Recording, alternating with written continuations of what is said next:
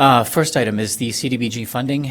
We call it allocation night, but we're going to have a committee discussion and the recommendations on how the limited funds are projected to be allocated. Of course, this is all subject to our federal government's follow-up funding. I do want to say that before we have the discussion, and this is my opinion, not the group's necessarily mandate, but I want to say that I appreciate everyone who has applied. We have a wonderful group of community partners.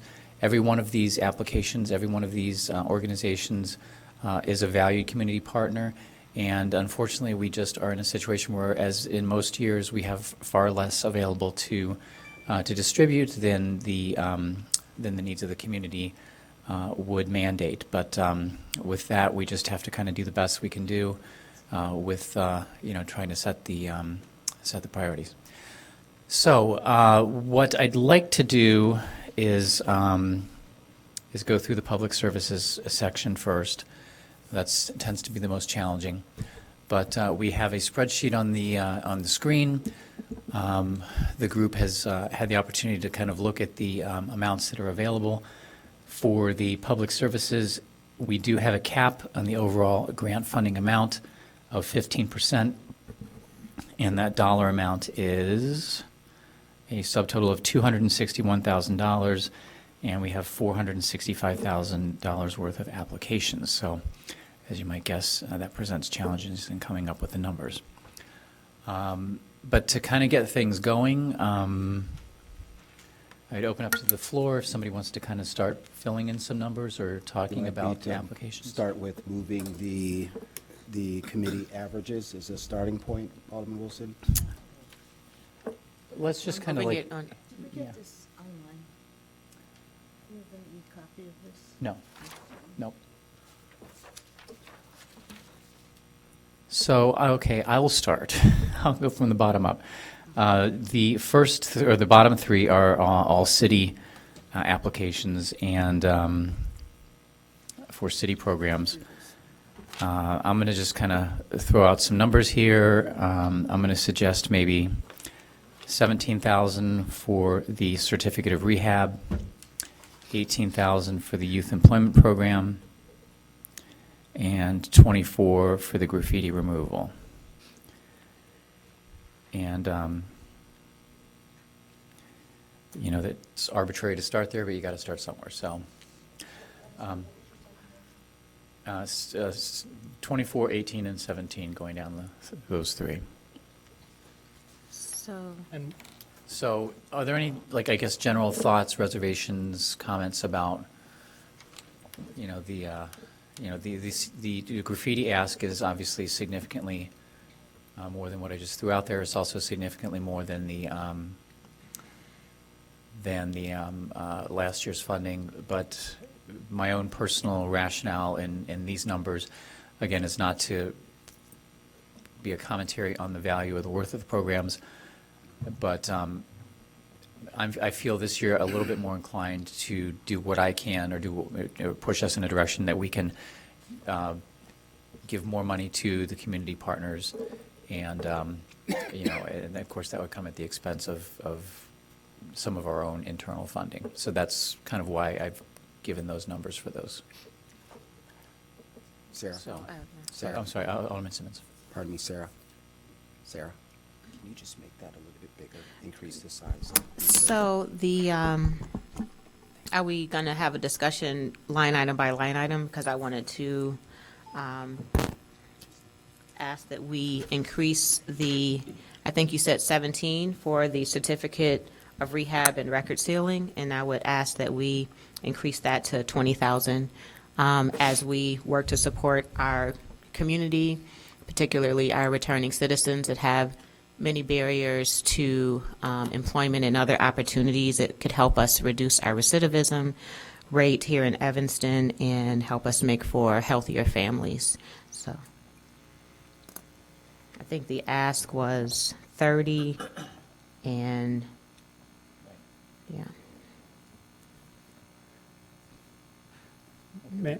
May I ask, are you okay with reducing then graffiti 3,000, just so that we keep that total the same? Because I agree that there are a lot of organizations, non-city organizations, that are going to need a lot of support tonight, and I think your impulse was right, Alderman Wilson, on keeping these numbers right. So if we're going to go +3 there, can we go -3 on the graffiti, and then? Okay. And again, you know, you know, to my council colleagues on this committee, I recognize that this is putting more of burden on us, because we're going to have to figure out, you know, how we, you know, make sure that these programs get the coverage and the funding that they need. So it's, you know, part of the tough choices. But again, we'll have to make up for that, you know, in other ways. So if we short those, I'm just acknowledging that. So I'm taking on that responsibility, that we're going to have to make up for that and make sure that these programs are funded appropriately, so that they are as effective as they should be. So, okay, so let's change the 24 to 21, and the other one 17 to 20.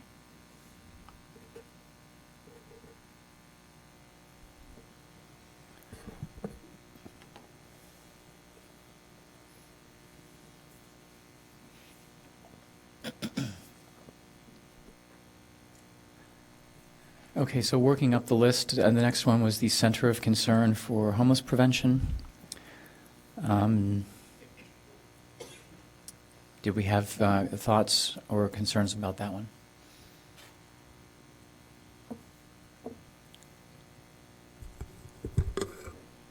Maybe you can skip over that and come back. Okay. Did you? Well, I had a concern. I'll just say that Okay. I think, you know, this is something that has been emphasized to us by staff, that when the number gets below 5,000, that we, you know, that when numbers get really small, that it almost eats up the amount with the administrative work that has to be done. So that's a concern that I had about you know, a number that's that low. So and this isn't a vote, but this is a straw poll. So it's a new applicant, and it's one of the smaller applications. But is there an inclination to add them as far as funding goes, you know, up or down? I move not to add them. Okay, so you're suggesting just leave that one blank for the moment? Okay. I agree. Yeah. Mr. Monroe. Okay, so let's leave that one. Could you pay more attention to your lights? Oh, sorry, I didn't turn mine on. It's- Sue. Is it on? Sorry. I mean, I think the reason why it was so low was because Evanston residents only comprised about 2.5 of their population, but however, the program still serves 62 residents. So it's basically asking to support a full-time case manager dedicating about 50% of their time with Evanston residents. So there was some need to offer something. Okay. All right, and again, like, we're going to go up the list, and this isn't a final decision on anything. So I'm hearing, or at least from expressions and nods, we'll leave that one blank for the moment. Connections for the Homeless. Their request was 25,000. Is there a suggestion on the number for that?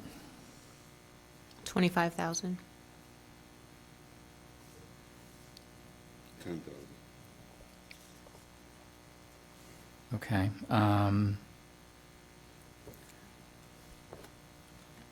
Okay, well, how about a compromise at 20 for the moment? Again, we can kind of go back and revisit these. YWCA. Last year, they got 35. They requested the same thing this year. 35,000? Can we do 30? I have 30.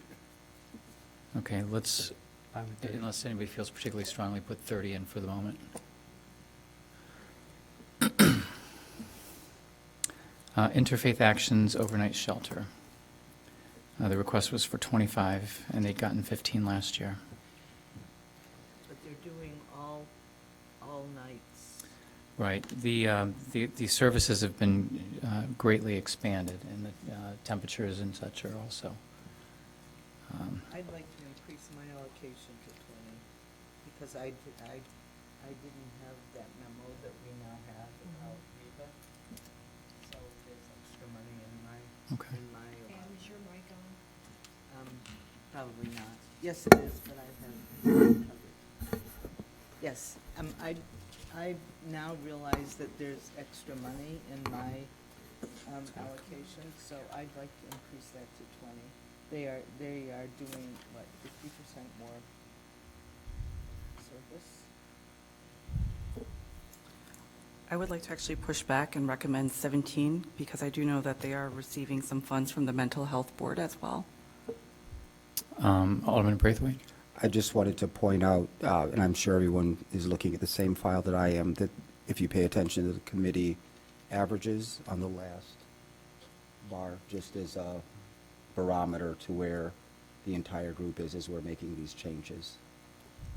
Could I argue about against using those averages? Because we know at least one member of our group did not allocate a certain amount of money. Anyway, I think the averages are Affect this just. guy. are It's still just an really average. off. But Alderman they're Rainey, off. it's still an average. I know, it's still an Right, average. so, and It's still an it average. gives us a starting point. Well, but it gives us an average of a starting point where if I had had an extra 330,000, I would have But done a lot the public- different allocations. It makes a It's a big different- difference in averages. I didn't. Okay, so what number were you suggesting, Alderman Rainey?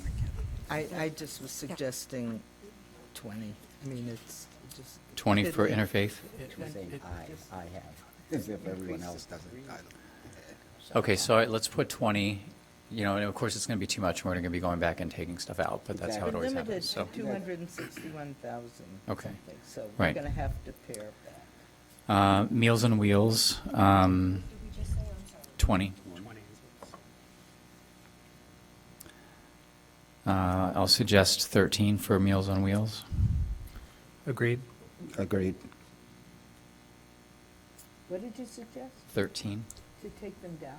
I would like to, It's actually up. if we could discuss I can't. I have to that for argue against that. 15,000, based on the percentage of low-income seniors that they're serving in Evanston, if we could at least match their 19 allocation at least, and be closer to 15,000.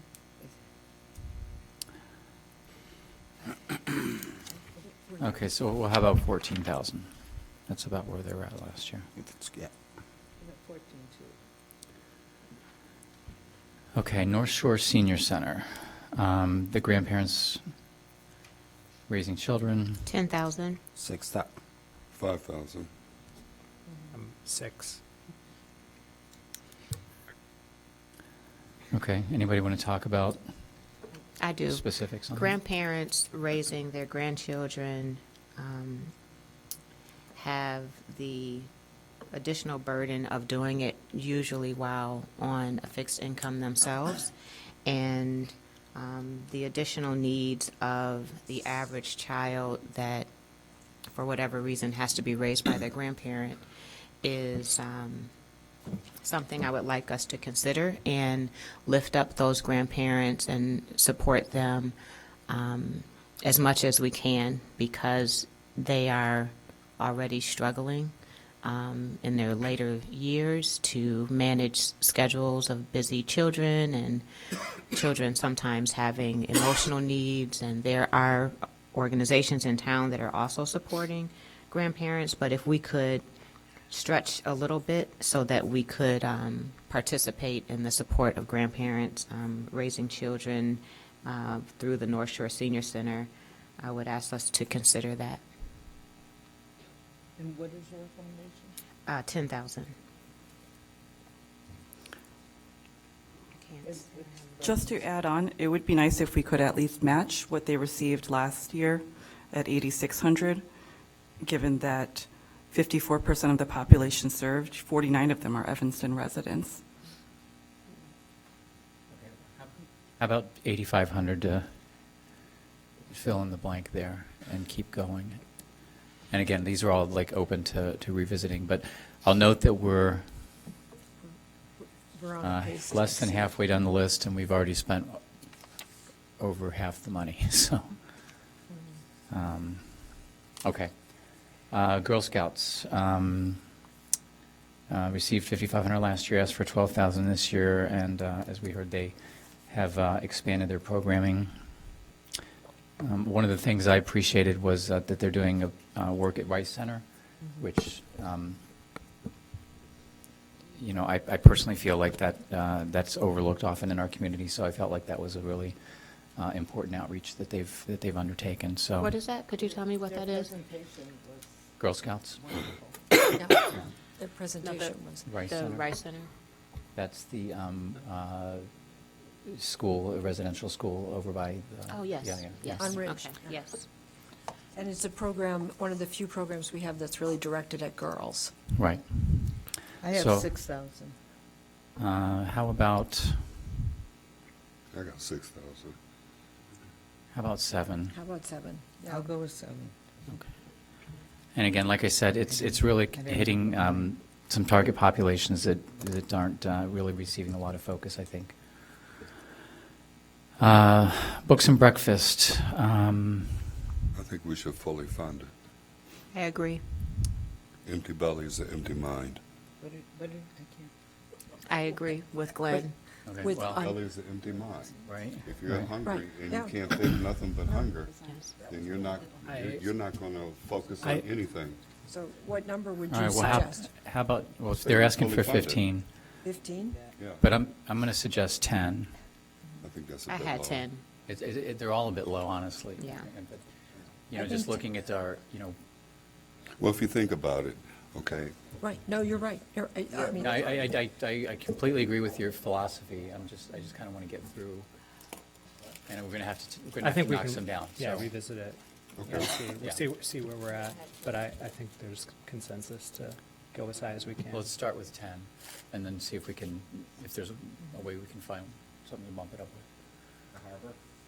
with. So Harbor, We're at that critical point again. yeah, again, it was one of the smaller applications, and it's not that I don't want to say, if you don't need a lot of money, it's not important, but, Is there 3,000? you know, management-wise, yeah, when the request was 5,200, so, I think, Alderman Wilson, there was just not enough Evanston resident, there was only, I think, between 5 and 10 Evanston residents projected to be served. It's just not enough, in my opinion. okay. But they have a residential property in Evanston, I believe, can't hear you. on Dobson. They have an apartment building. I don't know if they own it or have. But the 3,000 that they're, I have a question for clarification. So when Sure. it says that they received in 2019, is that for fiscal year 2019 or fiscal year 20? That was the last year's, Last year? this Okay. year. This. Okay.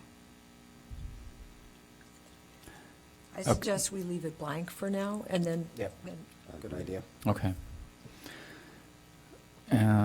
Shore Community Center, I'm sorry, Shore Community Services, the Koenig Training Center. Whoops, their request is $20,000.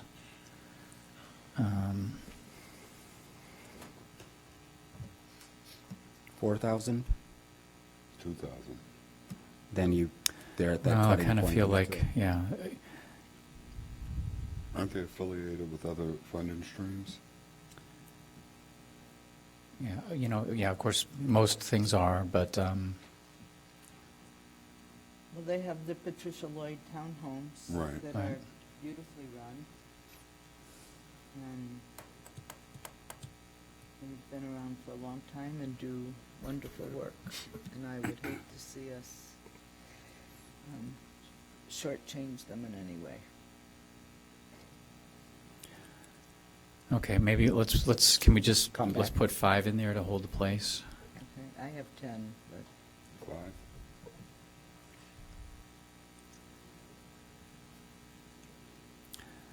Impact Behavioral Services,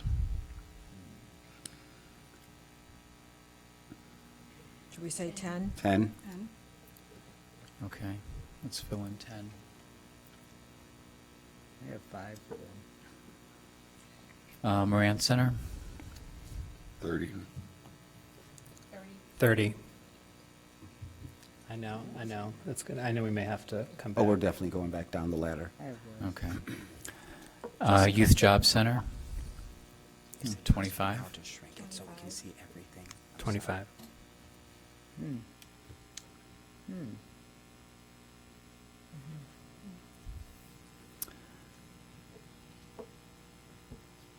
Evanston Scholars, how about 12.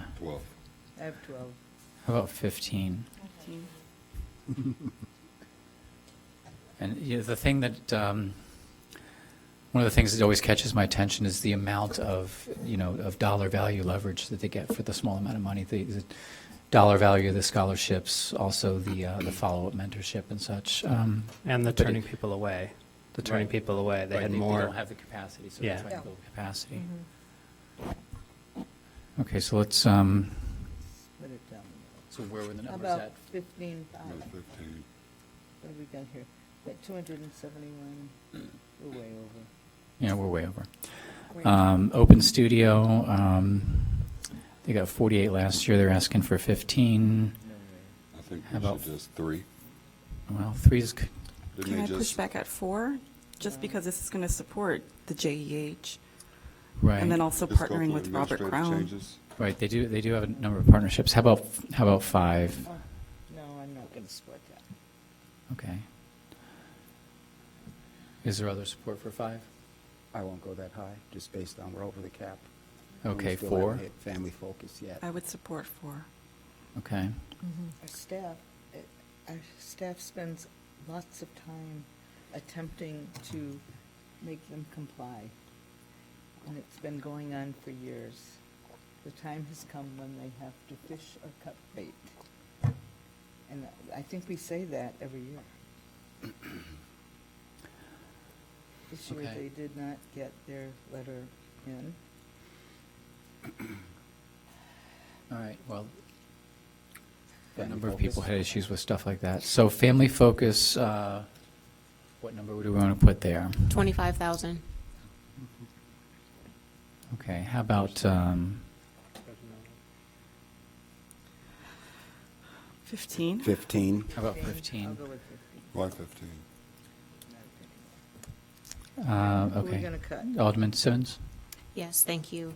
The students that are enjoying the programming at Family Focus are also those that are exclusively the community that's bused out of their ward, and they do not have as many options as out-of-school time activities, and they are largely in the lower income census tract in the community, therefore they cannot afford other out-of-school time activity.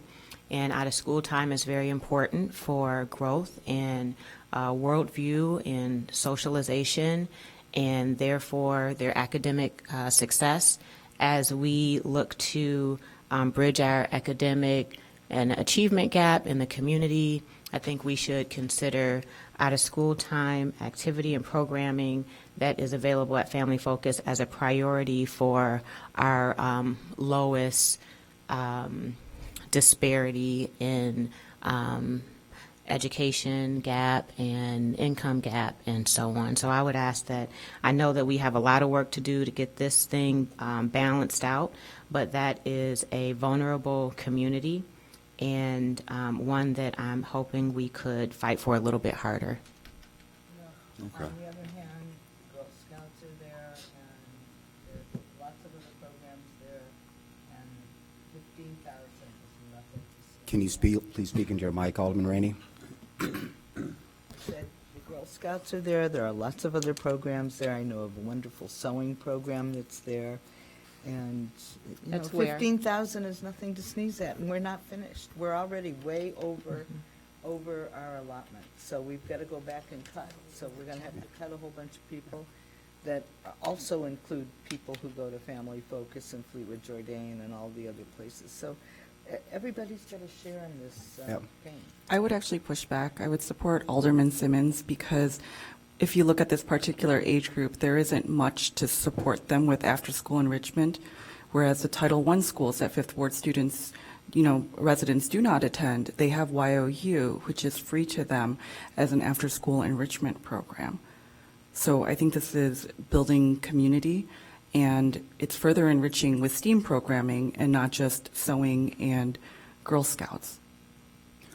Not to put down either sewing or Girl Scouts. Actually, Girl Scouts is involved in the STEM program, so you didn't read that very well, because Girl Scouts is doing a whole lot of wonderful work at Not Family Focus. and That at much though Racine. in STEM though. Yeah. I mean, my daughter's a Girl Scout.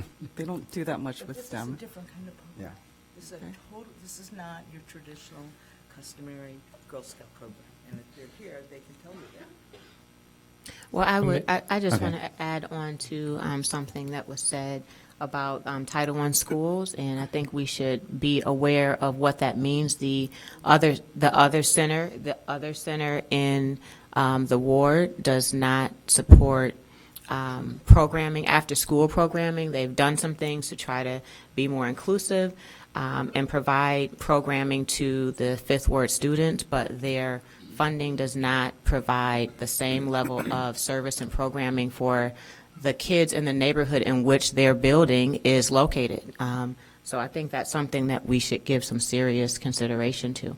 Okay, I would suggest we move on and not leave this column until we cut the other programs. No, we have to, because we have a cap and we're 10,000 over. That's what I'm saying. Let's So cut even the at other 15, we've got to come up with 10,000 Let's cut in cuts. connections and the Y and the food program for elderly people. Let's take a look at Family Focus's budget and see, how they're doing on other things. This is not the only program they have. Well, and as I started, every single thing is an important program. So that's kind of the baseline. And Can I follow up on that? this is like the least I just- fun job. Again, I of the just want to year. remind the members of the committee, for those of us that have been through this process over the years, and out of respect for the agencies that are there, this is just a reminder how tough this is to go through this process. So I appreciate your patience, and I just want to call us back to the committee averages, and if you're going to go so far if you're going to go far above what we averaged, then be prepared to make a cut and defend that cut.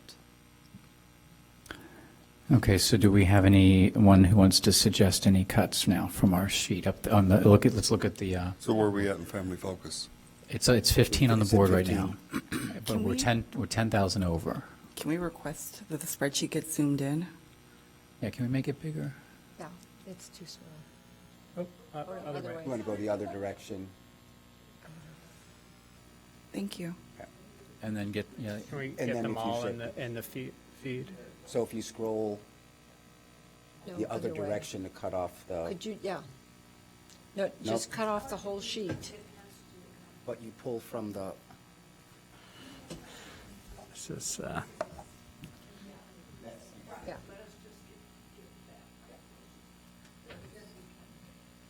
expand it up. Okay. okay. All right. Okay, so we're 10,600 over. There it is. Yeah. Great job, Jessica. Thank you. so my feeling is that in order to really balance all the priorities of the committee, it may make sense to actually eliminate one of the smaller size grants in order to make more meaningful Okay. grants So to what's some your of these other recommendation? organizations. So what's your recommendation? Well, I mean, I think anything that is 5 or under should be talked about. well, and I'll disagree somewhat, but not completely. But the somewhat is because a number of the community partners over the years have mentioned the fact that just by having funding from the city, that is a fundraising selling point. So that's an important thing to be able to go out into the community and the fundraising community and say, you know, we're funded by the city of Evanston. and we'll fund this CBDG, program. Right. federal, through our So federal that's- funds pass through. Yeah. That is relevant, even if it's not a ton of money. Alderman Braithwaite, I think, was first, and then Alderman Simmons. No, I addressed my issues. Okay, with- Alderman Simmons. Thank you. Are we at, is the Youth Job Center at 25,000? Is that right? Yes. Maybe we could reduce that to 5. I know that, if I'm not mistaken, they are receiving funds from the Good Neighbor Grant as well. That was for staff, not for programming. Oh, Right, specific. okay. No, reduce it by 5,000. Yeah, okay. So Moran Center, we've got a big bump. Last year, they got 20. Again, it's not that they don't deserve the 36, but maybe we go to, say, 27 or 20. What'd you say, Alderman Nguyen? I was going to say 25 or so. I mean, I agree. Every one of those dollars is leveraged. So maybe go to- maybe 27, 28. Yeah, I agree with 27. Okay. Please.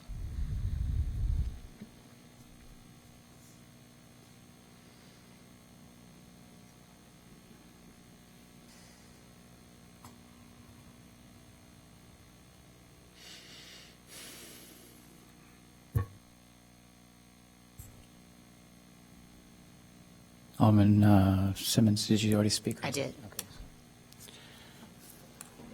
All right. Now everybody Is knows. someone Yeah. here from Open Studio, or can someone speak to Open Studio program and Art in Action and what Well, exactly? I mean, we usually don't call people up. No, at I'm this, sorry, I so- didn't mean that, but can we have any discussion here amongst the committee? Sure. So, well, they've been applying for many, many years and have been funded for many years. And are you familiar with the program at all? Or? No, Okay, so it's currently located on Sherman. They're looking to partner at Robert Crown, I think, is their hope and their plan. They have a number of community partners. Historically, I think they've worked with YOU. But basically, the general concept is they work with youth and sometimes with adults. But it's, I'll call it like art therapy. So it seems like it's fairly impactful for the people that are there. I walk by it every day coming off the train, so I see the kids in there, you know, working on what they're working on. And, you know, just listening to the explanation about the, you know, the impact that it has with, you know, with kids that might be struggling, it seems like it's a useful and an important outlet Art for those therapy kids. is very Yeah. important. Yeah, yeah. Okay. So it's not a ton of money. And again, if it helps them leverage other funding, it's I agree, relevant. that's important. I support that. Okay. And then just to add on, their request is to support 2 new programs for preschoolers, and there isn't a lot that we do offer that preschool age. So they said their first one would be partnership with JEH Early Childhood, and then the second would be with Robert Crown. Right.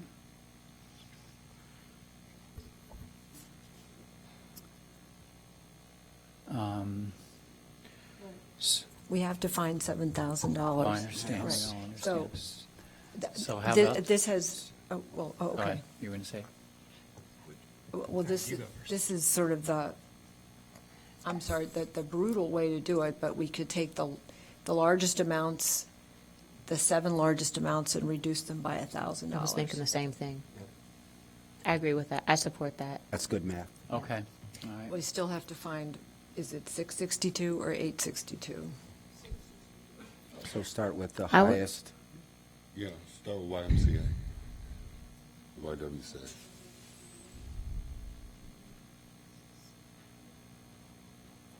But we've already reduced the Moran Center Yeah. from We what we just did had, that so. one, so yeah, so, Reduce So connection then for it the would homeless. be YJC and then Connections for the Homeless, Interfaith Action.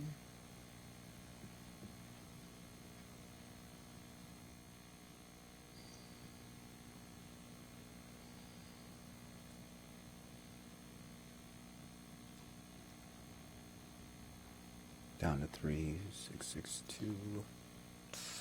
What's certificate of rehab. And then graffiti, the 3 city programs there. Right.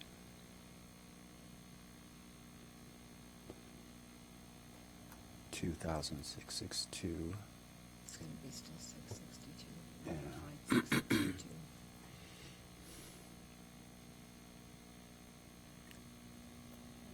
This is a hard one to even suggest. Would we consider decreasing the youth job center by a bit because their numbers have declined? And they said the projected number of Evanston participants for 2020 would not justify that increase. Wait, what was that? What? Youth Um, Job She's Center? Recommending for youth job. decreasing the youth job center. More than the 1,000 that, Maybe 1,500? yeah. It's not a comfortable I suggestion mean, to if you're make. going to go 15, then you might as well just go the 1662. Sure.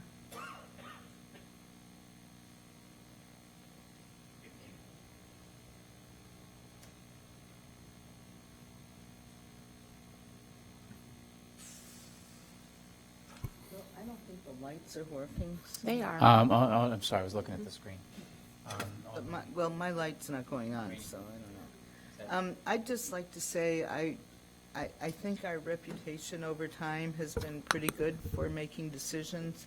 And when we start axing programs that have the quality and the production of Youth Job Center, I get very nervous. And just because we've made a few mistakes, I really would encourage us not to slice Youth Job Center any further down than we already have. That just sends a terrible message, and it makes me feel, it affects morale, I think, and I don't see any need to do that. But I we're I would also- argue that's the same with everyone up there.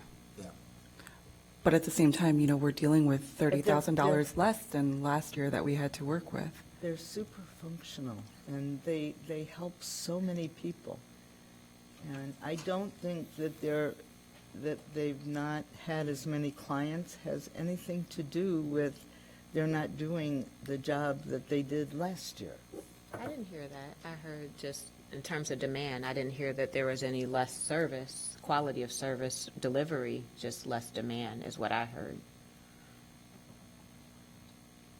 And therefore, It's 800 unduplicated Evanston residents in 2020. That's a big number. And 650 low moderate income Evanston residents. How about where are we I'd at like with, to where are we move- at right now? Yeah, leaving it's it? balanced Well, right now. it's balanced We're now, but maybe, balanced. how about we just move I'd like to 1,000 move- from Moran into Youth Job Center, and then, It's like Robin Peter. Yeah, I know, it is. yeah. Right.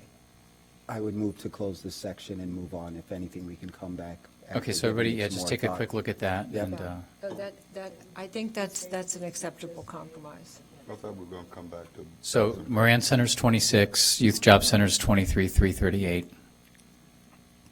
Are we going to skip over the harbor and, And it looks like, The center at this of point, concern? yeah, Center of Concern and the Harbor are not projected to get any. Yeah, can we cut short? And where would you like to move it to? Books and breakfast. Can we split it with Family Focus? Okay, I- I'll go for that as well. Okay. I'd support that. Okay, I'm sorry, what was that one? I so the missed it. suggestion is to cut shore and split it between Family Focus and, what was the other one? Books and breakfast. Books and Breakfast. All right, so why don't we have a motion, let's vote on that, because I'm not, I, he's suggesting cutting it to zero. Shore community? Yeah. And splitting it between. Oh, wait, Family wait. Focus. Is that North Shore? Rationale No, no. Is that grandparents? No. No, it's the Koenig Oh. Center. Okay. Number 20, Shore Community Services, the Koenig Training Center. Why would you, what is the rationale? There's got to be a rationale for doing Well, that. Has I been didn't say my it. ward for years and years and was just going to have, okay. When you see a bad person at the Jewel or, Right. you know, that's where they come from usually. They're a wonderful organization. I'm not saying they're not a wonderful organization. I know, but I mean, what have they done to deserve to be wiped off the CDBG? I mean, what other kind of organization would be as qualified or more qualified? I think Books and Breakfast is qualified, and I'm standing on that. I mean, there is nobody more dysfunctional than these folks who are housed and worked with, and, I mean, what's the rationale? Well, the rationale to put something in Books and Breakfast is that I'm thinking we're getting at the start of building a young person's social character, their moral character, how they fit in academically, so they can focus on more than just the academic lesson at school and not be angry, because there's no way you're going to be happy every day as a child going to school and you're hungry. But what about these people who are living independently, more or less, and who are out working in the community, who've been trained to be more or less functional? I'm not saying they're less deserving. I'm just saying if we had to make a hard cut, I would rather invest in the future of where we're having most of our social issues at, which is within our elementary school level. I think also with the shore, Quality of evaluation here has really taken a dive. I think also looking at the shore, you know, for this request is less than 1% of their budget. And they're talking about this program at a facility in Morton Grove. And it says here That's where that they the numbers. go. That's where they go to train. So we're talking about 27 Evanston residents. Well, let's just throw them away. I'm not They saying we're live- throwing them they away. live right there on Brummel, right at Brummel and Dodge. You can see them waiting for Okay, wait, that's the Yeah, points you made. can- Hugo? Thank you. I just wanted to add that it's not that their books and breakfast is not worthy of more money. We totally understand that, but that be saying to someone who is less privileged that they're really not deserving of any of our money. I think we're at a point here on the budget that we are balanced. Let's leave it at that. We have some time to digest things as they are right now. We have cut enough to a lot of our programs that we would like to give more than just the 15% of this allotment of money. So why don't we leave it there? That will be my recommendation, to leave it where we are right now and not cut any more anybody. And Thank you. Yes. And your point is extremely well taken, and I'm familiar with the Books and Breakfast program too, and that's really addressing a need for kids who are at schools that aren't the Title I schools. So otherwise, they're not getting the same kinds of They're not privileged. resources. Right. And they really need that, and it's important for them to know that that somebody's there for them, every day. The 10,000 is a significant increase over last year, and so I hopefully that'll help them grow. And but it's all just hard. I mean, that's the thing that's hard. And the other thing is, I recognize we all are emotional because we all know a lot of these community partners, so that makes it a lot more challenging for us because you know what the needs are. So and we're all out in the community, so it makes it that much more difficult. Alderman Simmons, then Donna. You go, Donna. Just to speak a little bit about Books and Breakfast, I remember when I was trying to explain this to my children, my daughter said, you know what, if the only meal I got every day was lunch, I'd be hangry all morning. And then it made me think about when they were presenting, they were talking about the middle school kids. You know what, they don't have the service at the middle school. And that's something really tremendous because those middle schoolers are at a particular time in adolescence that they're growing and they need that extra nutrition. And then we talked about impact. I think that was mentioned here, and them being a smaller organization, serving a very targeted community, running a lean operation without much overhead, intentionally employing local residents and reaching out to the volunteer community locally. So they are developing a community and looking to expand their services further. All right, how about we take 2 more off the graffiti and put that in the books and breakfast? Okay. Okay, I'm fine with that. yeah. Yeah. And tell our graffiti team that's not a message. Right, yeah. It's not a message. Where are we at with books and breakfast now? So we're at 12 now. 12,000. Okay. Okay. They're at 80% of their ask. And just as a point of information, Sarah, what percentage does CBDG make up for the graffiti removal? Can you remind me, please? Historically, it's been just under half. Okay. It's done in the target area, Of the target areas. Thank you. Yeah. less than about So for, some of us, we're going to have to make that up, so. Right. Yeah. Yeah. Right. Always, And let's hope for less graffiti this year. yeah. More cold weather. Okay. Alderman So are Sims. we balanced now? Because We are balanced now. We are. at 15,000. It's going to be a challenge for Family Focus to provide the programming that they need to provide to the young people there. Is there any sort of creative math or something that I'm overlooking? I'm asking you all to help me think about how we can further support this program at Family Focus. Are they getting any money from mental health? I don't know. Let's find out. Okay. I have a motion. Are we finished with this column? Well, except Let's for get Alderman that Sims' answer first. question, so. They're requesting 40,000 from mental health board. Mental health board has not had their allocation meeting yet. That won't happen until maybe February. Last year, for 2019, they received 33,600 from mental health. We can always do what we do. If we have Get extra, more money, we go can back and always say allocate. the priority will be family focus, as we always do. So, I appreciate doing that. so let's move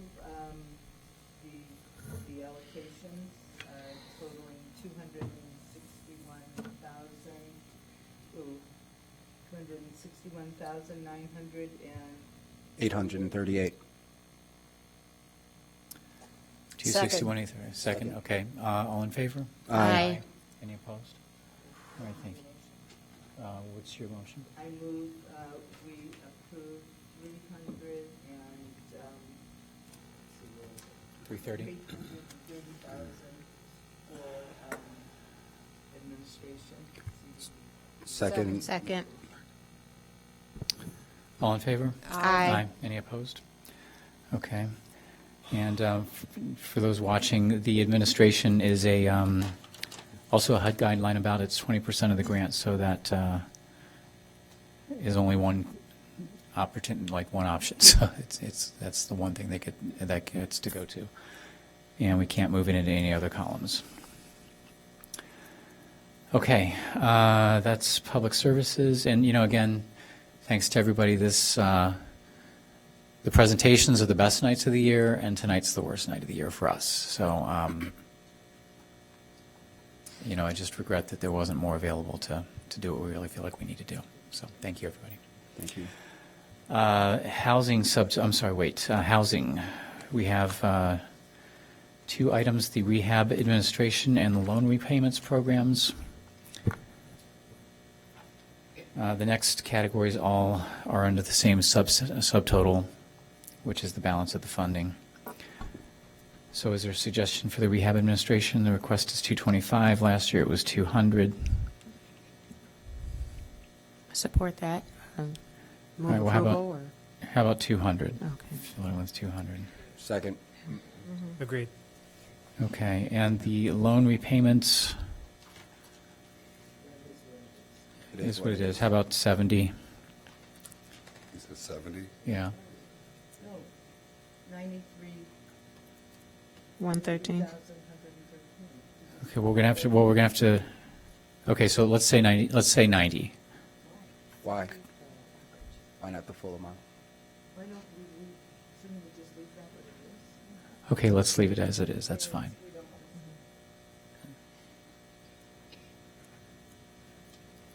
want Okay. I'm always looking at the bottom column, so that's what I start to get worried right out of the box. Okay. So I'm going to suggest we hold off on the target area code enforcement number because it's a big number, and go with the components below, and double back to that. So actually, Ms. Flax, you had some information for us regarding Reba Early Learning Center and some opportunities that they might have. Could you step up to the microphone and fill us in on that? Thank you, Chair Wilson. At our meeting where we reviewed their application, which was the 4th of December, one of the requests that the committee had was that staff work with our water department and figure out what was the source of the lead in the water there and make sure that we were addressing that appropriately. And so Scott Williams, who is our rehab specialist, worked with people in the water department and took a look at the situation and what could be creating lead in the water. The largest issue is both of their service lines from the city water mains have lead in them. And that was not something that was covered in their application, which is not surprising because most of us think about what's in our building, but that is actually likely the biggest source of lead that could be leaching into their water. So what the city looked at the information from DCFS and the requirements, and DCFS allows a sort of two-step process. One is to address an immediate response, and the rest is a longer-term response to make sure that all of their tested water gets below that 2.1 parts per billion. It's really hard, but lead is really, which is the measure of DCFS. DCFS has the most restrictive measure, which is important because lead is a really serious issue, especially with very young children. But they understand that this is a huge, to get everything can take a little time sometimes. They had Reba had looked at where the lead was, and it was in the south part of the building that was served by one water main. And they made a very smart decision to say, let's just take water out of the other main. The main on that comes off of Custer, that water main has been upgraded, and the city had replaced when that water main was upgraded, the city's portion of the service line is already copper, so there is only a partial copper replacement on that side to get the lead out of that water supply. So the city's recommendation is Reba has some money that they mentioned that they haven't spent from the money that was allocated in 2017 because the bathroom rehab was more expensive than they had planned. So we recommend allowing the immediate fixing of that need, the replacement of that water line in the north feed. And our estimate is that's going to be about $11,500, so that can easily be done with the funding that is already, in fact, they don't even have to wait for the 2020 funding, which is good. It can be done immediately. And then we agree that they should replace all of the piping because the rest of the piping in the building is old. It's galvanized, so it's not likely to be a huge source of lead. There could be some lead soldering and things, but it isn't a huge source of lead. But at the same time, when they're doing their bathroom, they're replacing fixtures and moving fixtures, so it makes sense to upgrade it all at one time. So that work, combined with the bathroom renovations, should be estimated all as one bid. They had two separate bids, and that concerns us, two separate contractors, because it's something that really should be handled by a general so that everything is installed and lines up perfectly. So what we would recommend is having Scott Williams work with them, make sure we get they've got plans and everything, so they've done a lot of the work, and we want to give them credit for that. They really worked hard on this. Put together a bid specification, get some estimates, and then if we get additional funding this year, which, cross our fingers, we're hoping we will get, we estimate conservatively, if the committee were so inclined, we could say the second phase would be prioritized for funding from that.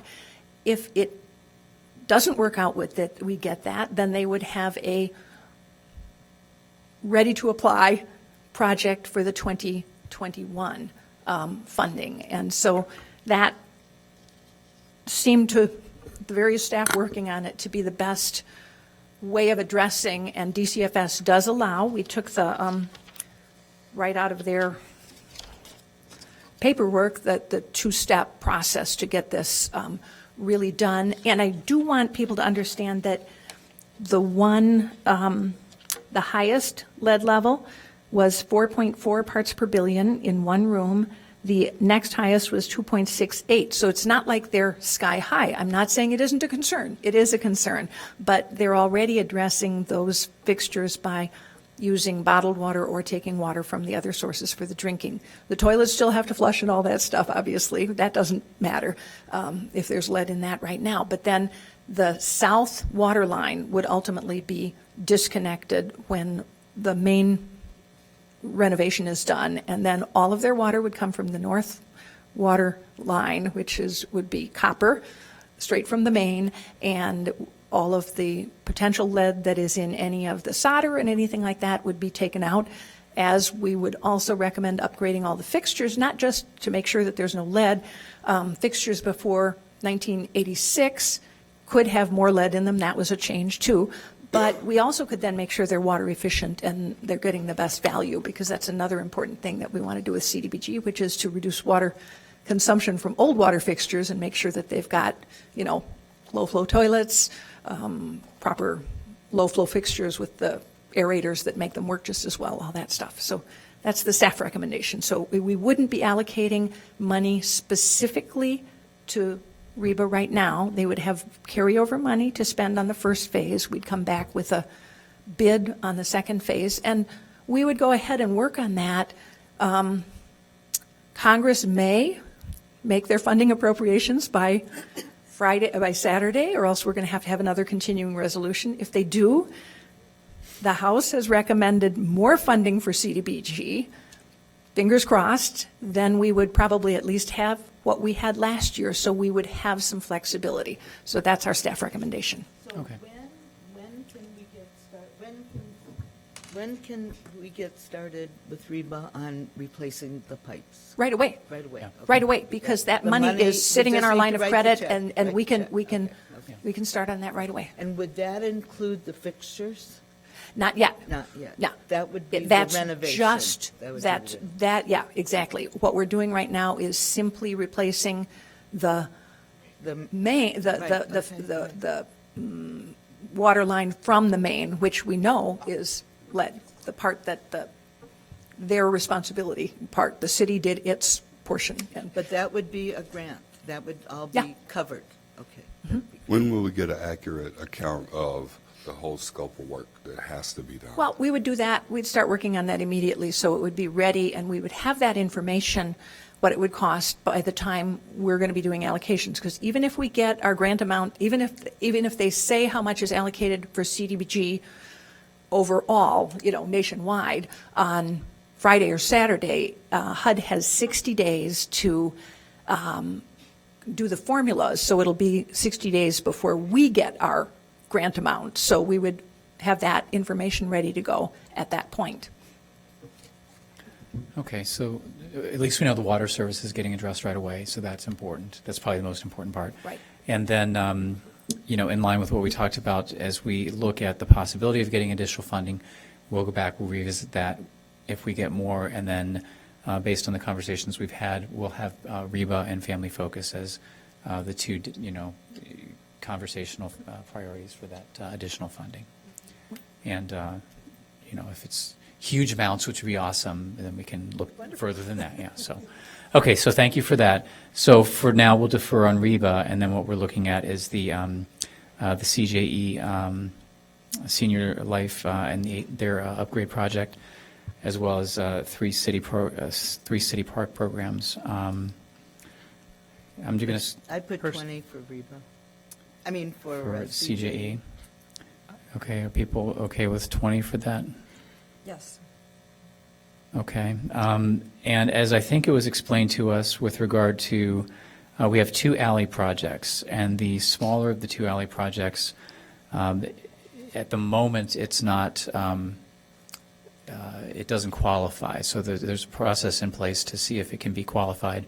But I think that's risky or riskier business, so I think it's probably safest to not allocate money to that in the event that that doesn't play out. Just the one, just the 260 one. So that leaves us with the Butler Park and the other alley. And I'd like to see us get as much to those two as we can. Right. So So let's, if we eliminate the smaller of the two alleys, could you, I'm sorry, I don't have my glasses on. we have $900,000 to work with. We have So we could do, $1.1 million. we could in do requests. the Dewey Dempster alley, which is 400,000. So let's do that. Does that allow us to do Butler? And then to at- do Butler. Well, let's pause a second, because remember, economic development Yeah. falls into this category too.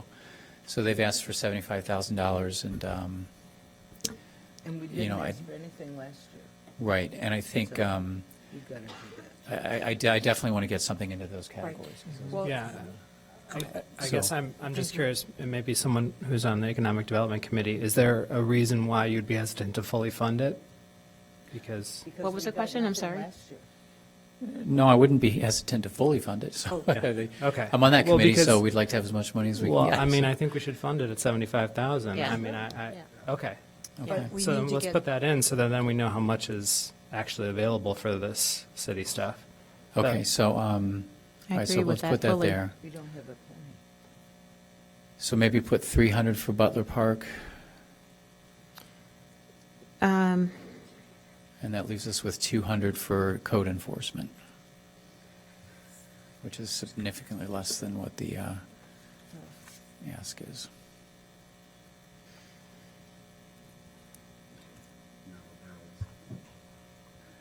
But, go ahead. What- No, no. I think, because that's target area, and then also with, And it's a really complicated alley that needs to be addressed. What if And we you never know cut what's gonna happen with the Butler census. Park to 200? I would hope we wouldn't do that. Aren't we balanced, though, if we We're take balanced off right now. Nathaniel and McDaniel? I'm sorry. we're balanced on screen, so Yeah. up there. Oh. Yeah. So that's with nothing at that other alley. That's the alley that I was telling you that was not McDaniel was qualified never at the on. moment. Oh, right. So that's that Butler at 300 and doing the Dempster alley. Right, We're balanced. right. But again, code enforcement, just so everybody sees, we're well under that number. If we did add 100 to code enforcement, can we get just clarification about Butler? Is that one of those ones that can be done in stages? I don't remember. Not Is that all really, I at think. once? Ms. Biggs, you're here. Thank you for Oh, being here. Thank you. I also feel this year there was a tremendous amount of rain. Right, And I remember reading something about lighting, replacement with LED. Yeah. yeah. Yes. So the Butler project, sorry, my name is Laura Biggs, I'm the city engineer. The Butler project is a sort of three things. It is replacing the pathway lighting fixtures, not the entire lighting pole and everything, moving from metal halide to LED. It is making drainage improvements on the pathway and making drainage improvements on the area of the park that borders some of the private properties. Floods in that space, and because it's flooding onto the private properties. I'm not sure, I have to go back and look and see if it was partially funded, exactly how the scope of work would be modified. Is there any city funding separate from CD going into this park? Not at this time. Not at this time.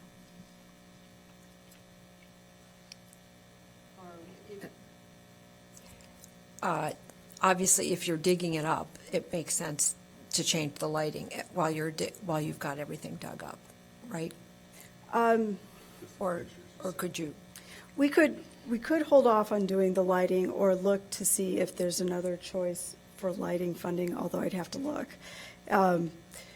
But it makes sense to do the two drainage improvements together. Ideally, you would address the lighting, just because every time we're going into a park now, we're trying to fix the lighting issues Right. as well. Because we now have a standard. And this is not otherwise in the capital budget for the year, correct? No, it is not. Right. Can you tell us where this park is? It is along the canal on the southeast side of the canal, because it's sort of curving around a diagonal at that point, from Emerson to Bridge Street. So behind the rainbow, and then there's a long line of private property that borders it the rest of the way. So By Friendship Baptist, right? Yeah, it's behind Friendship. I'll tell a story about that. So we all have personal knowledge of things. When my youngest was little, he ran off and I chased after him, and my shoe and foot got stuck in the mud, and I couldn't really find my shoe in the hole so it's not imagined, okay? I'm just saying. And it's Yeah, long- we- It's and it's plan to long- a start around thing, that, yeah, yeah. it's a thing. So Yeah. I did eventually find the shoe, but I don't know that I ever wore it again. Okay, Alderman Sims. Just furthermore, just the park, it connects Twigs, Beck, Butler, and it is the pathway that the residents largely from Over the Rainbow use to get around the city. And as you know, Mr. Engelman shows up often to let us know about some of their concerns and their mobility challenges. And if we could do anything to improve that pathway, it would be great for our residents that are not ambulatory and in wheelchairs that use that pathway.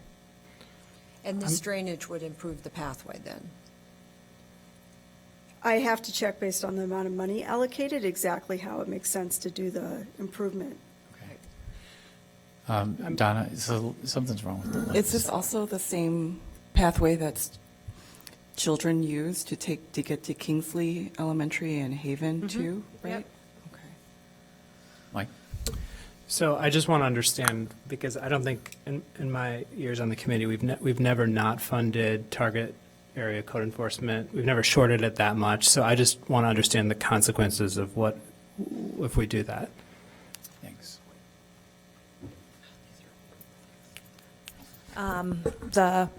Historically, CDBG has covered probably close to half of the property standards budget, because much of the work is done in the target area, which is areas where we're really looking at where there are problems with maintaining housing. Most of it is the routine inspections are on an every third year basis in the target area, whereas in the city as a whole, it's every fifth year. And of course, all complaints are inspected. Basically, our CDBG funding is focused on the areas where we have our lower income rental and the most code enforcement problems. So it is a major portion of our way of trying to keep the quality of our housing for our low income renters primarily decent. So it is a very important program. People are referred to the housing rehab program and things like that. So, Okay, thank you. And then, my final question, Laura, actually, so do you happen to remind us what percentage then of the 400,000 is the lighting? If by some chance we didn't do that? The lighting is about $100,000. Okay. So by having it at 300, then we are eliminating the lighting, Yes. probably. Essentially. Okay. What, Where are we on the target area enforcement, having the 300 allocated for Butler and the Dempster Alley? Well, that's what we're talking about right now. Oh, I thought that was just a math. So what if we, this is tough choices, but if we reduced economic development by 25,000 and added that to code enforcement, because by having code enforcement reduce that significantly, then what I would imagine is the following year code enforcement is going to be, that things will only continue to get worse if we are not doing as much code enforcement. And then delayed maintenance is more expensive maintenance. code enforcement budget is picked up by the general fund if we maintain the same level of staffing, because much of code enforcement is staffing. Salaries. Sarah, did you Alderman- spend? Alderman Rainey first. Oh, thank you, Alderman. Alderman Rainey? Yes, I think we would be mistaking if we reduce code enforcement.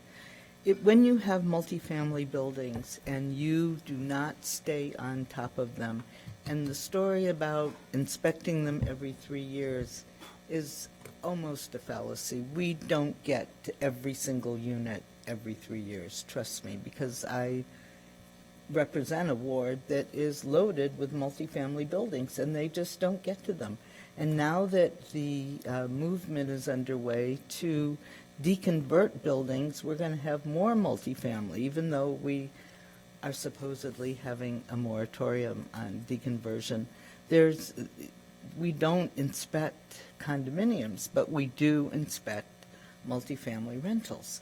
And so I just, one of the worst things you can do is have slums.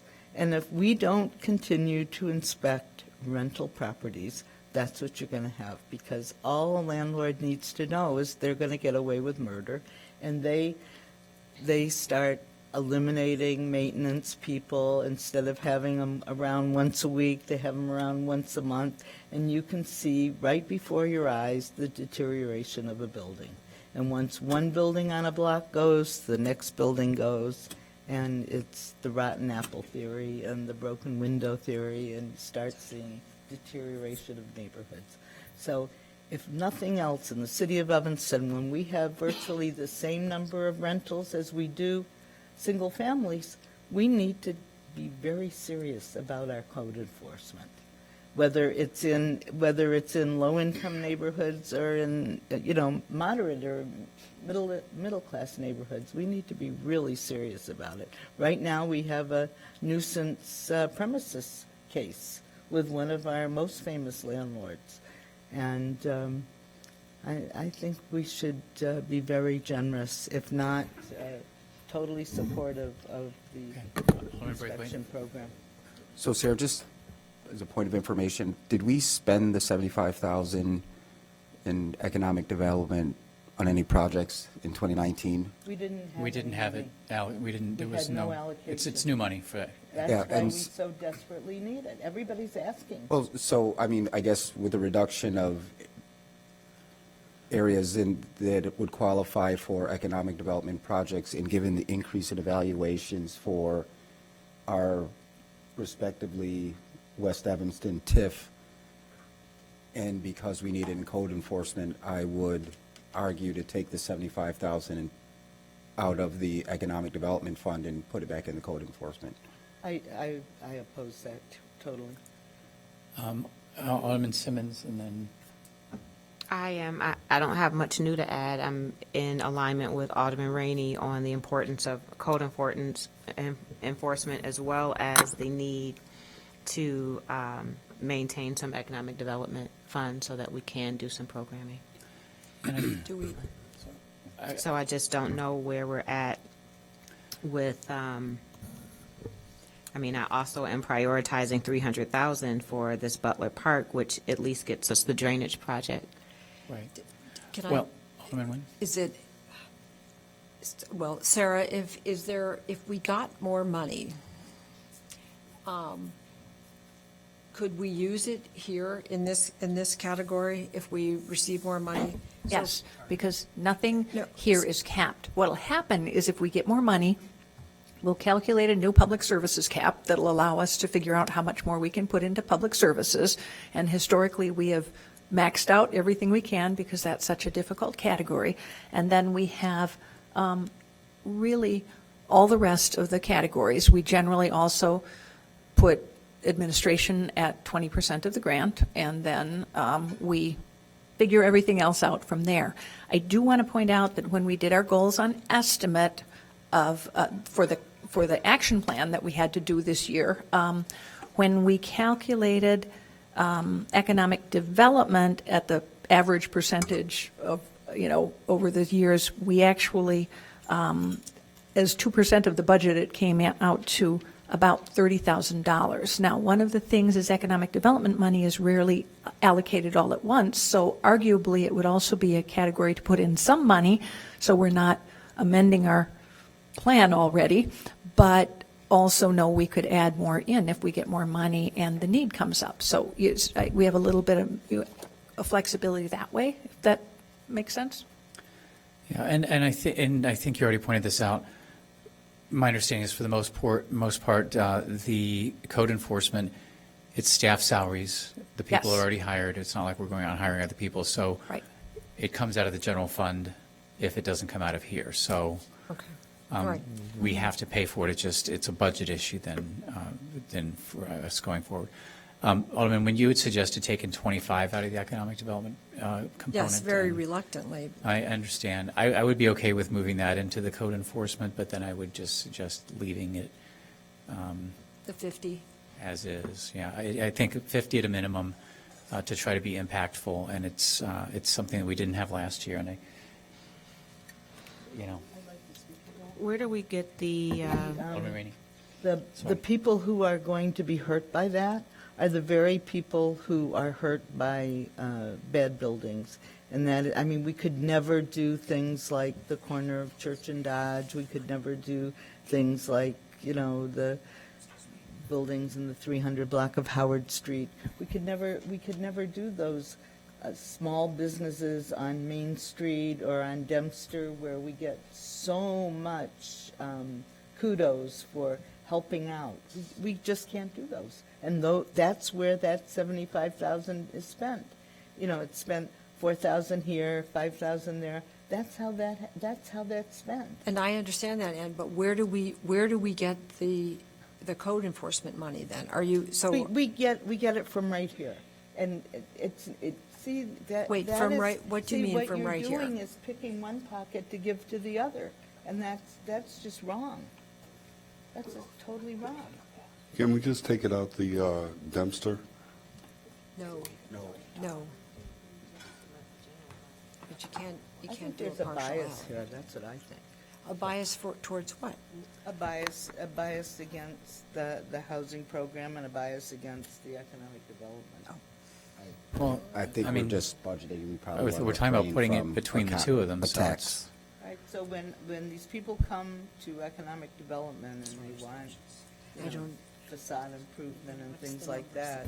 Yeah, but those Well, funds just are say, limited to go ask- CBDG go ask- areas. Go ask Melissa, or go ask Peter. Yeah, that's, Okay, I they're know. limited to And- Alderman- CBD. And Alderman- I'm willing, Guys. I'm just asking you, how do we find the money to do both? I mean, if I'd be happy to have the 75,000 in EDC, in the economic development, but then what Okay, if? we all get that part. I mean, like we Right. do, yeah. So So- Alderman Simmons had her light on. Thank you, Emma. Thank you, sorry. Okay.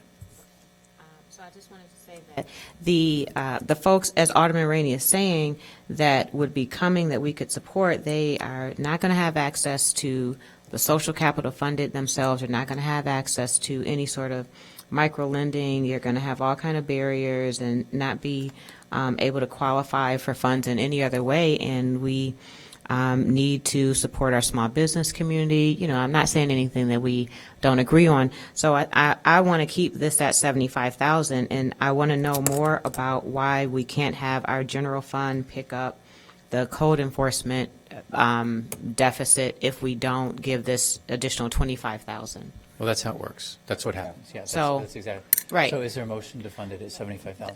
I move that we fund economic development at 75,000. Okay, is there a second? Okay, all in favor of doing that? Aye. Aye. Any And opposed? I would rather see the city support the Dempster Alley or the park with bond money. That's what I'd rather see Yeah. than piddle away the This is dollars that the rotate. salaries of the people who are doing code enforcement.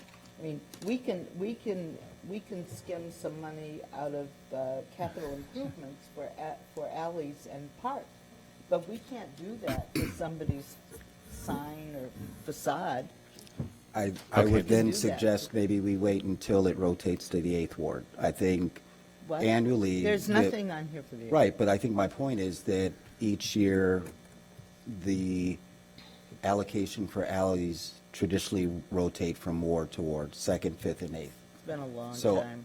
Well, then I would respectfully say, let's leave the alleys alone in that regard, and we keep on moving. All right, is there a I don't have motion any to move forward with the allocations as they are on the board? So moved. Well, wait, Sorry, I didn't see your light went on. because I'm having a hard time. 1 second. So that's 300 for Butler, and then the Dempster Alley is fully funded. At 400,000?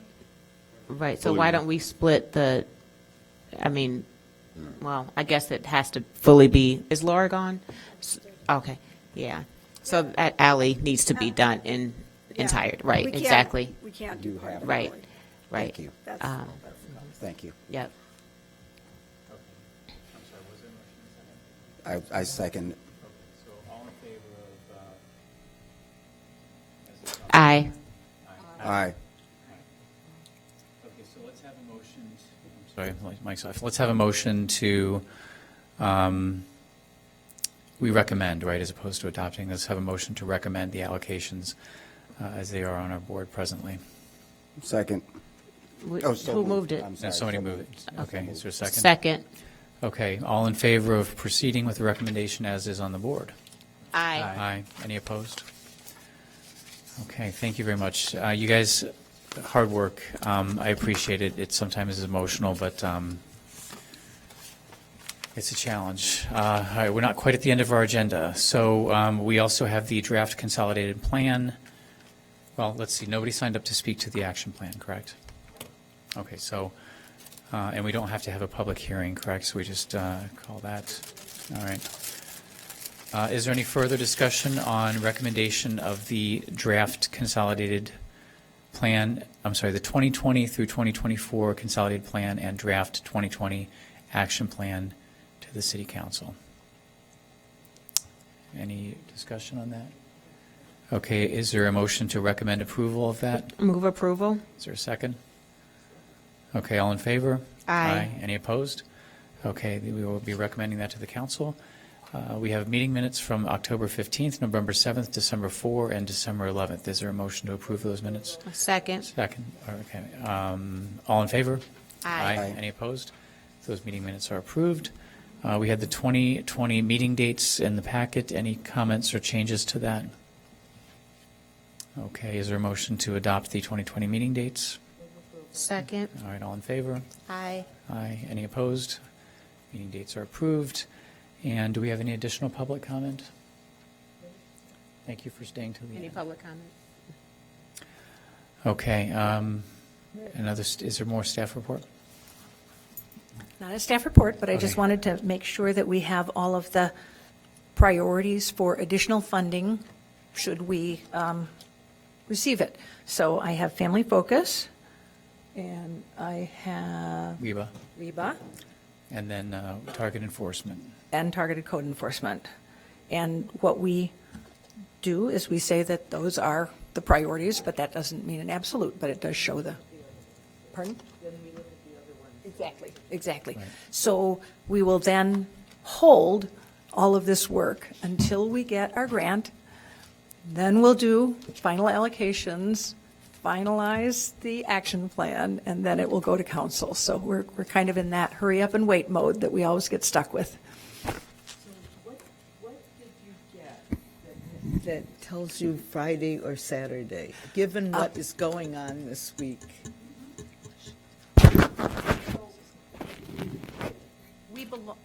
The city belongs to an organization, National Community Development Association, and the appropriations bill that is released by the House of Representatives last night